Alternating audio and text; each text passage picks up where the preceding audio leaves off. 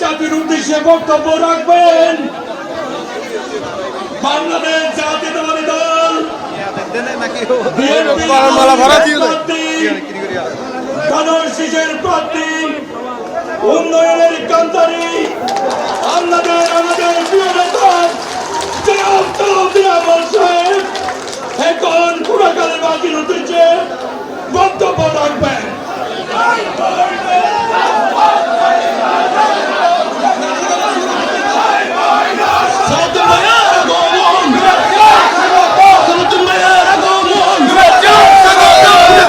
পক্ষ থেকে পক্ষ থেকে যুব দলের পক্ষ থেকে